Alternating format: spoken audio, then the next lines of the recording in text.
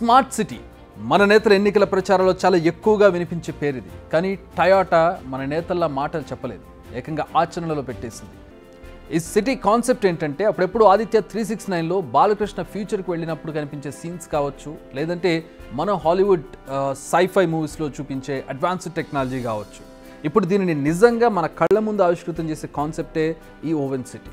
సింపుల్గా చెప్పాలంటే Toyota oven city అనేది భవిష్యత్తును మన కళ్ళ ముందు ఉంచే సిటీ అని చెప్పాలి. జపాన్లోని ఫుల్ యాక్టివ్గా ఉన్న మౌంట్ ఫ్యూజీకి అతి దగ్గరలో 175 ఎకరాల విస్తీర్ణంలో నిర్మిస్తున్నారు ఈ సిటీని. Automatic driving vehicles, robotics, AI సహాయంతో ఈ నగరం నిర్మితమవుతోంది. ఇక్కడ రోడ్స్ నార్మల్గా ఉండవు, కాస్త డిఫరెంట్గా ఉంటాయి. డ్రైవర్ లేని కార్లు, ఉండే ఇళ్ళు, వెహికల్స్ మనుషుల మధ్య కనెక్షన్ ఉండేలా ఏఐ టెక్నాలజీతో నిర్మించడం, ఇలా ప్రతి విషయంలో టెక్నాలజీని ఇన్వాల్వ్ చేస్తున్నారు. అంతేకాదు, ఎప్పటికప్పుడు ఇందులో టెస్ట్ చేయడం, మరింత డెవలప్ చేయడం అనేది జరిగిపోతూ ఉంటుంది. ఈ సిటీలో హైడ్రోజన్ బేస్డ్ టెక్నాలజీతో వెహికల్స్ను నిర్మిస్తున్నారు. ఇక్కడే నిర్మించే ఇళ్ళు కూడా స్మార్ట్గా ఉండనున్నాయి. ప్రతి ఇంట్లో స్పెషలైజ్డ్ సెన్సర్స్ను ఏర్పాటు చేయనున్నారు. ఒక్క మాటలో చెప్పాలంటే ఇదో లివింగ్ ల్యాబొరేటరీ.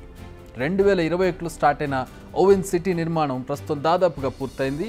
మొదట 360 మందిని ఇందులో ఉంచనున్నారు. అయితే వీరంతా టయోటా ఎంప్లాయీసే.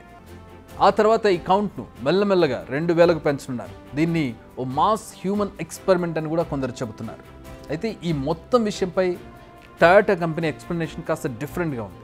ఓ సిటీని బేస్ నుంచి నిర్మించడం అనేది ఒక పెద్ద టాస్క్, కానీ మేము ఈ టాస్క్ను మొదలుపెట్టాం. అయితే ఇలా జీరో నుంచి మొదలు పెట్టడం వల్ల ఫ్యూచర్ టెక్నాలజీస్ని ఉపయోగించగలుగుతున్నాం. ఎందుకంటే అక్కడ జీరో ఏమీ ఉండదు. ఏమీ లేని దగ్గర వాళ్ళకి కావాల్సినట్టుగా, వాళ్ళకి కావాల్సిన టెక్నాలజీతో కావాల్సిన అవుట్పుట్ వచ్చే విధంగా నిర్మించుకోవడం అనేది నిజంగా ఒక ఫ్యాసినేటింగ్ థింగ్. సిటీ ఇన్ఫ్రాస్ట్రక్చర్లో డిజిటల్ ఆపరేటింగ్ సిస్టమ్ను కూడా ఇంక్లూడ్ చేయగలిగామని చెబుతున్నారు టయోటా ప్రతినిధులు. మరి ఓవెన్ సిటీ నిర్మాణానికి ఎంత ఖర్చు అవుతుంది? దీనికి ఆన్సర్ 8 బిలియన్లు, అంటే దాదాపు 83,000 కోట్ల రూపాయలు. మరి ఓ ప్రైవేట్ కంపెనీ ఏ లాభం లేకుండా ఇంత డబ్బును ఎందుకు ఖర్చు పెడుతుంది? ఏ కంపెనీ అయినా ఊరికనే ఖర్చు చేయదు కదా, ఏదో ఒక లాభం ఆశిస్తూనే ఆ రంగంలోకి దిగుతుంది. అయితే తాము మాత్రం మనుషుల జీవన విధానం, ఇన్ఫ్రాస్ట్రక్చర్, ఆర్టిఫిషియల్ ఇంటెలిజెన్స్ల సంగమంతో ఈ నగరాన్ని నిర్మించాలన్నదే తమ లక్ష్యమని చెబుతోంది టయోటా. కానీ ఈ సిటీలో చేసే ప్రతి పని ఓ ప్రయోగమే. కొత్త టెక్నాలజీలను ఇక్కడ మనుషులపై ఫస్ట్ ట్రయల్స్ చేయనున్నారు. దాని రెస్పాన్స్ను క్యాలిక్యులేట్ చేసి, దానిలో మార్పులు చేర్పులు చేసి దానిని ప్రపంచంలోకి ప్రవేశపెట్టనున్నారు. For example, hydrogen based automobiles. దీనివల్ల పర్యావరణానికి ఎలాంటి కార్బన్ ఉద్గారాల బాధ ఉండదు.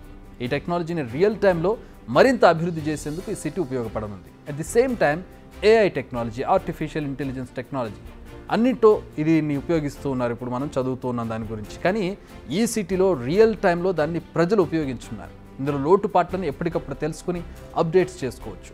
డ్రైవర్లెస్ కార్ల పనితీరును కూడా ఫుల్ ఫ్లెడ్జ్డ్గా దీంట్లో తెలుసుకోబోతున్నారు. అంతేకాదు, రోడ్లను ఉపయోగించడంలో, ట్రాఫిక్ కంట్రోల్లో టెక్నాలజీని మరింత ఇన్వాల్వ్ చేయనున్నారు. అంటే వెహికల్కి, రోడ్కి, ట్రాఫిక్ సిగ్నల్స్కి, డ్రైవర్కి ఆర్ డ్రైవర్లెస్ కార్స్కి మొత్తం సింక్ అయి ఉంటుంది.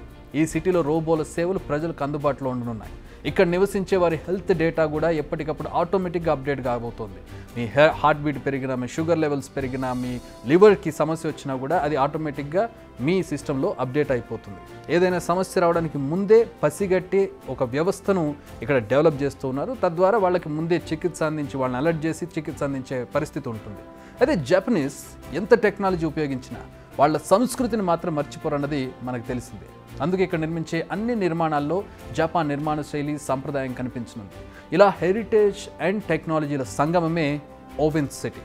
ఫ్యూచర్లో జరిగే అనేక మార్పులకు ఈ సిటీ కేర్ ఆఫ్ కానుందన్న గట్టి నమ్మకంతో ఉంది టయోటా.